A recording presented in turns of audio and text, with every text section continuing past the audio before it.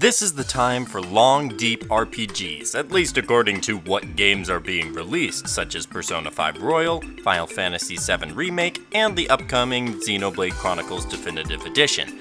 If you've already gone through those new releases or want a different set of RPGs to play though, I always recommend the Trails games.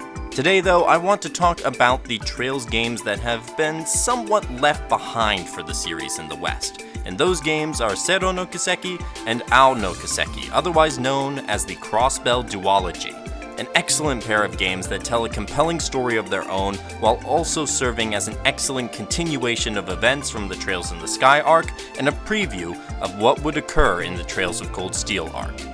The Crossbell Duology is the second arc in the long-running interconnected story-rich JRPGs known as the Trails series developed by Nihon Falcom. Like with the previous and subsequent games of the series, the Crossbell Duology features turn-based battles, a blend of personal stories amidst a larger multinational story, and lots of text. The two games in this duology are titled Zero no Kiseki and Ao no Kiseki. Zero no Kiseki, released in Japan in 2010 for the PSP, then was ported to PC in 2011, followed by a port to the PlayStation Vita in 2012. Ao no Kiseki, released for PSP in Japan and to PC exclusively in China in 2011, with a Vita version arriving in 2014. The games have never been officially localized for Western audiences due to lengthy game scripts, a release on dying consoles, and licensing issues, especially with the PC ports among other issues. However, Zero no Kiseki was recently re-released on PS4 in April of 2020 in Japan, and Ao's PS4 version is coming later in May. This development led many to expect that they would finally be localized, but no official confirmation has come at this time. For those wondering how I played the games without any official localization, this past March brought a fan localization from a team called the Geofront for Trails from Zero, as they titled it, and I then played the fan translation of Ao. I'll get into the translation/localization later on in the video after I've covered more of what the games are about. Speaking of, the games themselves were critically acclaimed upon release, winning praise and awards in Japan. Zero no Kiseki and Ao no Kiseki take place in the autonomous state of Crossbell, a small state situated between the Erebonian Empire to the west and the Calvard Republic to the east. Being stuck between basically the two superpowers of the continent of Zemuria means Crossbell has a unique political position, especially since neither nation is shy about its desires to take over Crossbell. Despite this pressure, Crossbell manages to be a center of economic activity as the site of the International Bank of Crossbell and has a thriving technological and artistic scene. Under the surface though, Crossbell has a lot of shady influences from Erebonia and Calvard, but also from local groups of the underworld trying to influence the country. The delicate political balance affects everything in Crossbell City and in the surrounding countryside of the small state. Political gridlock between the Imperial and Republic factions is common, Crossbell isn't allowed an official military, and the police force is deprived of a lot of power, influence, and public goodwill. Guess what group you play as? If you guessed the police force, you're correct. You play as Lloyd Bannings, a rookie detective assigned to a new branch of the Crossbell State Police Department called the Special Support Section. This section was designed to deal with civilian requests, tackling problems from monsters making bus travel difficult to finding lost items for citizens.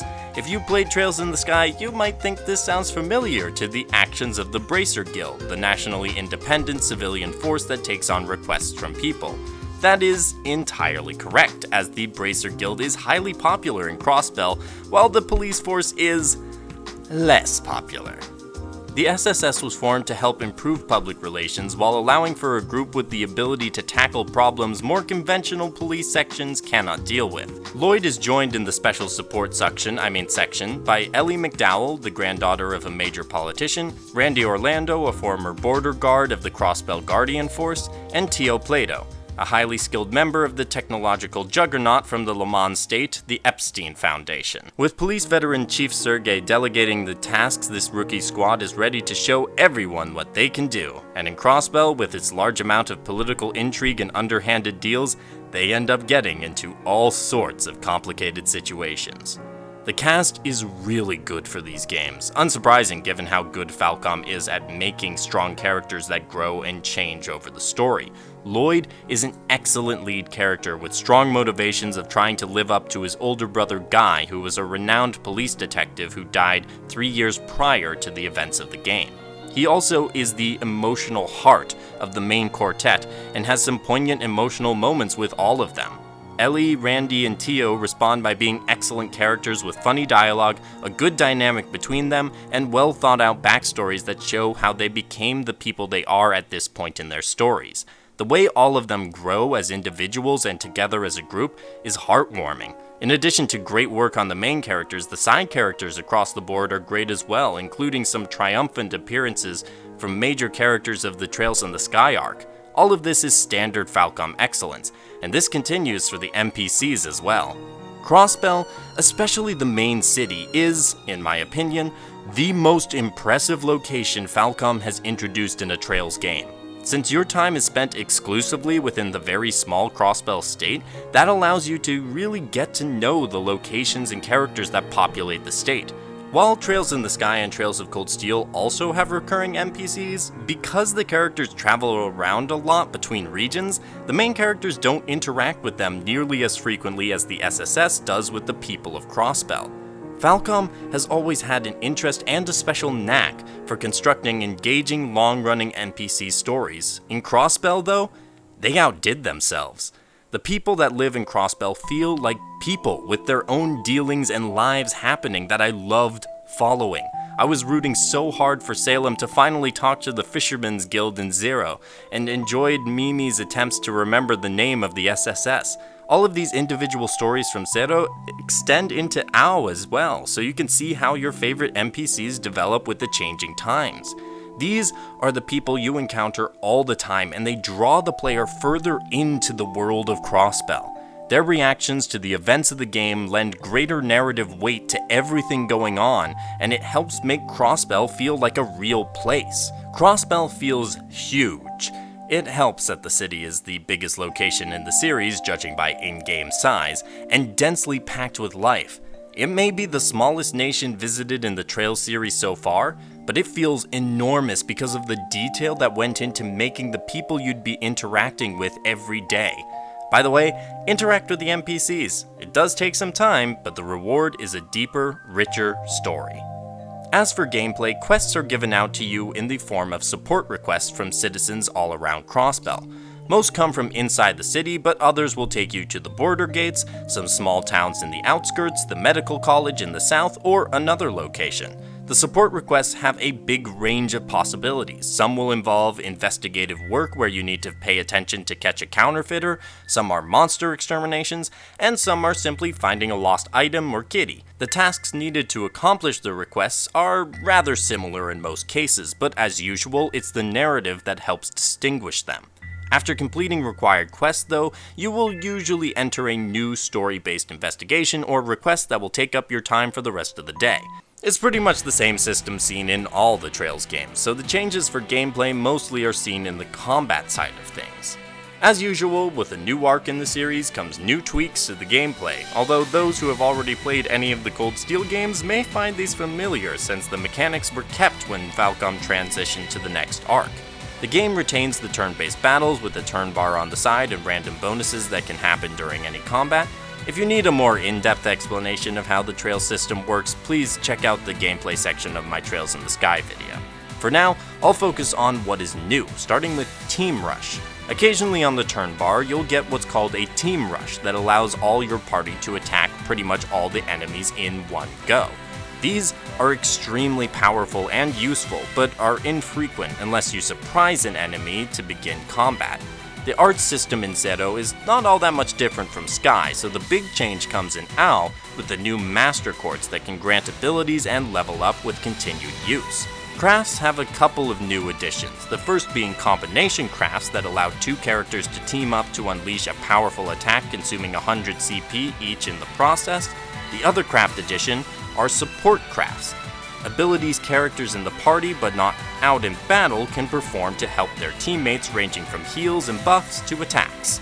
Lastly, another OW exclusive addition is the new burst meter that comes up during critical story missions. Once filled, it gives you a chance to use a burst which lasts for several turns, speeds up the recovery of craft points, allows your characters to act without any enemy interference, and perform arts without delays. Needless to say, it's quite powerful. On the whole, it's still the same great system for combat with a few more options granted to your team to take down your foes. The Crossbell Duology also keeps with the tradition of mini-games in Trails, although it's certainly not at Cold Steel's level. These mini-games include the always present fishing, but also extend to numerous card games courtesy of the casino, and a computer game in OW called Palm. If you like mini-games, have fun. If not, I believe there are only 1 or 2 quests that require them, so it's pretty easy to ignore them. Something you can't ignore, and I won't ignore in this video though, is the presentation of the game. Just a note for those curious, I played Zero no Kiseki on PC with the Geofront patch, which adds a lot of features and graphical improvements to the original Japanese PC port. I played OW no Kiseki on the PSP with a simple translation patch. That should help explain why most of my footage comes from Zero, and the OW footage looks far lower quality. Neither game is going to blow you away with visuals. Falcom is not a AAA studio. That being said, the games look nice, as usual, with distinct locations and character designs. For the most part, it looks a little smoother and better than Trails in the Sky, but is still very much based on the artistic roots seen in the first arc. The soundtracks are solid, like expected, with several amazing pieces interspersed with enjoyable background music. OW's soundtrack in particular is widely viewed as one of the best Trails soundtracks, and I find myself agreeing for the most part. There is limited voice acting unless you use the Evolution version voices from the Vita, so there's not much to comment on there, although I know some people who swear by the Evolution voice acting, so check it out if you want. Now onto the fan translations, or in the case of Zero, fan localization. There is a long history surrounding the Geofront and these translation projects. We're talking years and years of work and a heaping of drama that I really don't feel equipped to get into given the complexity and uncertainty surrounding the events that transpired. Here's what I want to highlight. In order to play Zero, I used the patch published by the Geofront this past March. In addition to the incredible improvements to the PC version and many additional features like autosaves and turbo mode, the Geofront delivered a game script that is on par with the official localizations of the series. They even included chest messages like Xseed did with Trails in the Sky. It is easy to tell this was made by people who really respect and adore the series, and especially this arc of the series. I am glad I waited to play this version of the game. OW no Kiseki has also been translated by the same team that did the original Zero translation that the Geofront edited and polished. That version is not of the same quality. It is understandable why it isn't, but it is definitely a change reading that game script versus Zero's. However, I decided to play it because it's the best option available in English, and the game is good enough that they could have done a machine translation and I think I still would have enjoyed it. Mostly what I want to say in this section is thank you. To the original translators, to the Geofront, and to the patient fans, thank you. You made these games accessible. This is an amazing feat, and I really thank everyone who used their precious time to bring these games into English. While I do hope for official localizations one day, I'm grateful that I can continue playing through this series I adore, and these wonderful people made that happen. As with pretty much anything involving the Trails series, the journey to me playing these games was anything but easy. The result, though, are 2 incredible JRPGs that continue and expand the story of Zemuria, introduce amazing new characters, fun gameplay innovations, and most of all, more Trails for us all to enjoy. This series is one of a kind, and the Crossbell Duology are a couple of amazing games worthy of great praise and adoration. At least, that's my opinion. If you want to form your own opinion on them, I hope you give them a chance and play them. If you enjoyed the video, please leave a like to help me get over the barrier that is the capricious YouTube algorithm. Comment below any thoughts on the Crossbell games, subscribe for more Trails and video game content, and I hope to see you all in the next video. Have a great day, and happy gaming!